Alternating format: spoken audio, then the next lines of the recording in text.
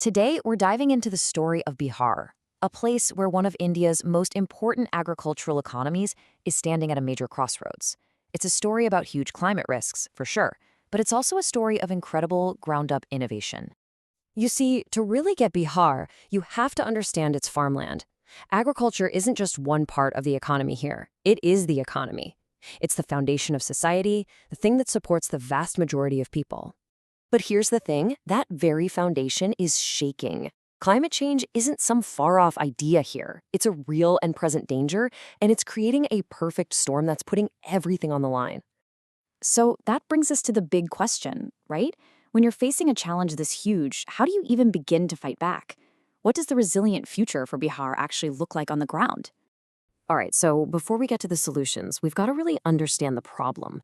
You need to grasp the sheer scale of what's at stake here and the brutal two-front war Bihar is fighting against its own climate. Okay, look at these numbers. This right here, this is the core of Bihar's vulnerability. You've got over 3/4 of the entire workforce, a staggering 77%, relying on a sector that produces less than a quarter of the state's GDP. That's a huge imbalance, and it means any hit to agriculture sends shockwaves through the whole state. And what's wild is that the climate is hitting Bihar from two opposite extremes at the same time. It's this brutal paradox. In the north, you have these devastating annual floods that just wipe out the paddy fields. But at the same time, in the south, they're battling severe droughts that turn the land to dust. It's literally a war on two fronts. And we're not just talking about a bad harvest here and there. This is an economic disaster, year after year. These climate shocks are costing Bihar's farmers up to 8,000 crore rupees. That's about $1 billion US every single year. Just imagine trying to build an economy with that kind of hit. Okay, but here's where the story takes a turn. Right in the middle of all this crisis and chaos, a really powerful counter-story is taking shape. And it's not being driven from the top down, it's coming from the villages up, and it's being led by millions of women. So let me introduce you to Javika. It's a program that started back in 2006, and honestly, it's become one of the most successful models in the entire world for empowering rural women. The idea is simple but powerful. Organize women into self-help groups and create a network for them to gain financial independence. And the scale is just mind-blowing. Jivika has brought together over 1.2 crore women, that's 12 million women, into this massive network.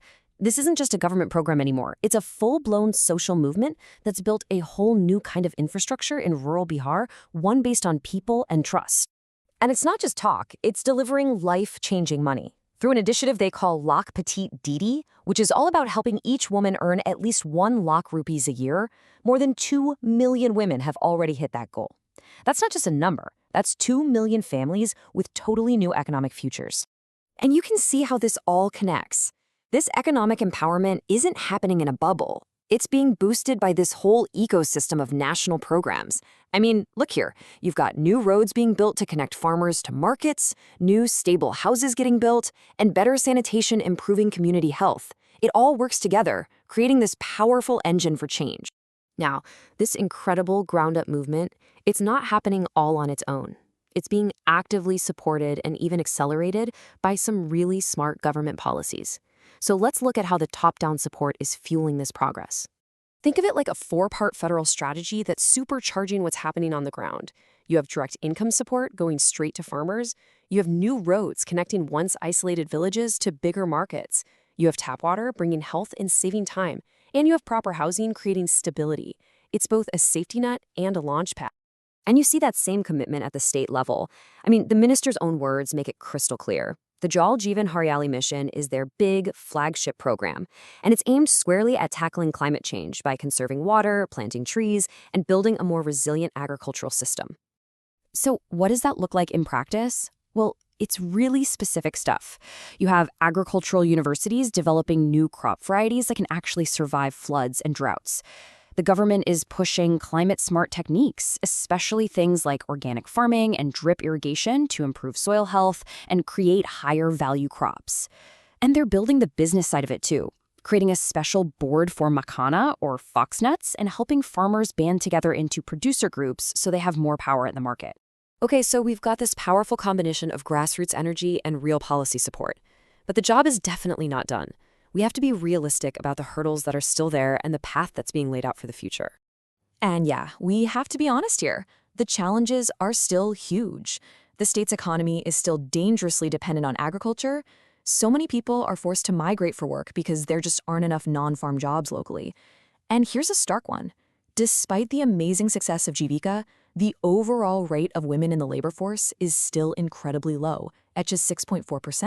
So the path forward isn't about finding some new magic bullet. It's actually much more practical. It's about doubling down on what's already showing results. The strategy is clear.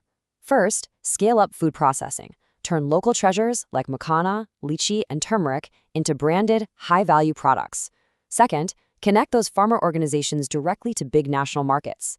And third, just keep scaling up all the proven climate-smart techniques we've talked about. And that leaves us with one last, really fascinating question. Bihar has built this incredible social capital through Jivika. It has the science and the know-how to adapt its agriculture. All the key ingredients are there. The real question now is, can it put all those pieces together to build not just a stronger farming sector, but India's next great climate-smart economy?